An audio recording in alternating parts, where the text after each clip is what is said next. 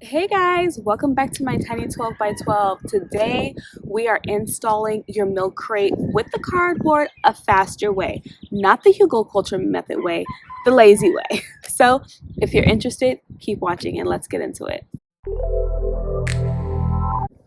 The first thing you're going to want to do obviously is source your milk crates. Now there are a variety of different milk crates. You can get red milk crates, blue milk crates, probably purple milk crates. I decided to go with black for the aesthetic of it and the streamlines. I also knew that I was going to be putting in either cardboard or landscape fabric, and I didn't want my crates to kind of be off. I kind of wanted it to all blow and be cohesive. Whichever crates you choose, that's up to you. So first things first is get your crates.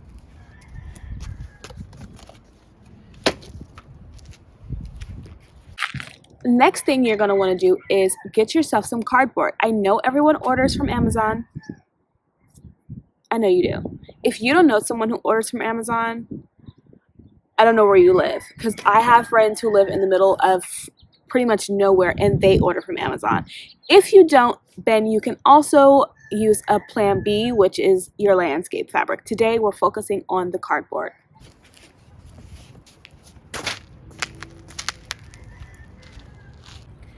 After you get your cardboard, you're gonna want to cut it to the size of the milk crate.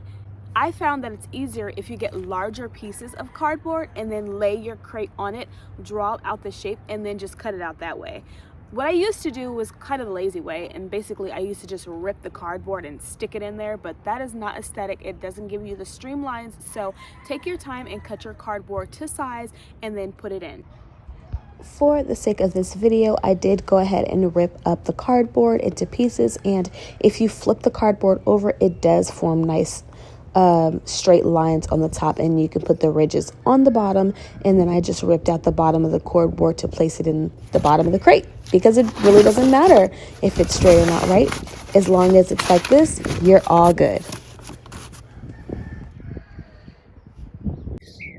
Depending on where you're putting your milk crate, if you're putting it on a patio, I would say put cardboard on the bottom. If you're putting it on ground, like soil or even cement, I say maybe put it on the ground, but maybe poke larger holes on the bottom. Also, if you're going to put it just on soil, which is what I'm doing with some of them, and another set of them, I am raising them up. So I'm elevating them 2 levels. So I have a layer of crates on the bottom that are empty, and then a layer of crates that are full, because I want the raised bed look on a half of my garden. If you're going to put it directly on the soil, I suggest not poking any holes in the bottom of it, because what that is going to be is eventually bedding for your earthworms and night crawlers, and also it just keeps more insulation.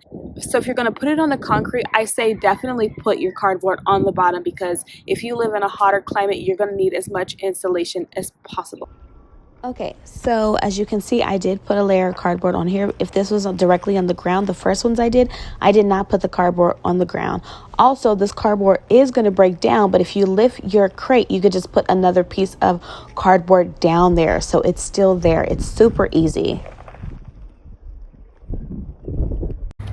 I also suggest soaking your cardboard, because what I found is that when I didn't soak the cardboard, it kind of took longer to keep the moisture in, but the ones that I did soak the cardboard as soon as I did this method, everything stayed moist and hydrated, and I absolutely love it. It's the only free raised bed system that I found. If you guys found other raised bed options that are free, let me know and drop it down in the comments, because I'm sure more people want to know.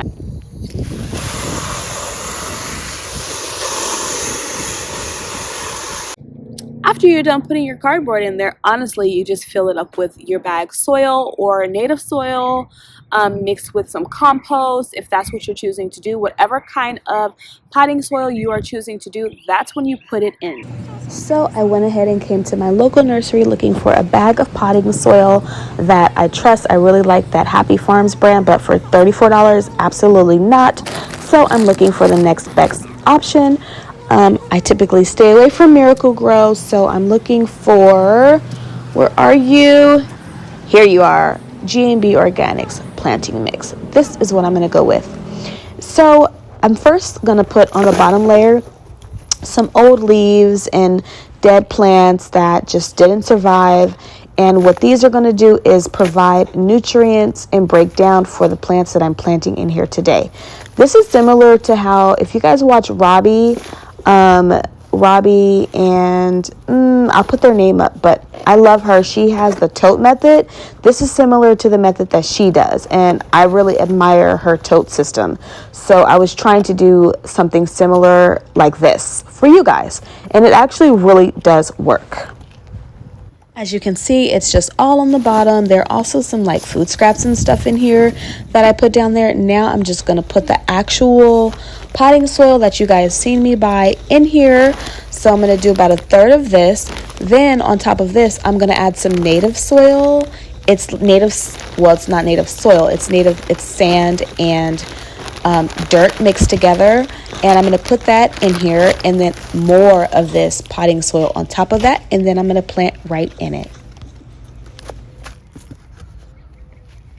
I am very aware that this is not free and you will have to buy a few bags of soil, but for me it's the convenience of it. And all my crates, I don't want to do the Hugo culture method way because I am busy, and I know a lot of you guys are too, so don't feel bad that you have to purchase bags of soil, potting soil. Just be diligent and do your research on which ones to actually buy. And if you want to do it the smart way, you can also use peat moss and then do some topsoil and mix that in with some compost if you choose. There's so many different ways, but don't beat yourself up if you do resort to buying potting soil. It is okay. This turned out beautiful, and I'm so excited to plant in it.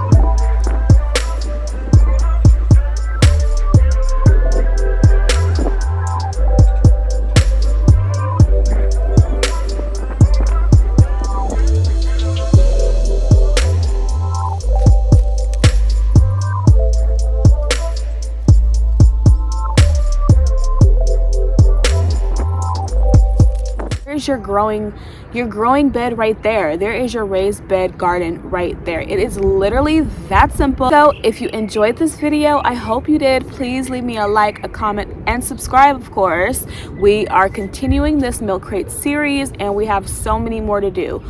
If you guys have questions about the milk crate system or any suggestions as to the videos I should do for the milk crates, please drop them down below. I read your comments, guys. Drop the comments down below. Let me know what you want to see so I can crank them out. Anyways, Jess is signing out. Bye. So in this crate, I decided to do the square foot method, which I use in my garden period.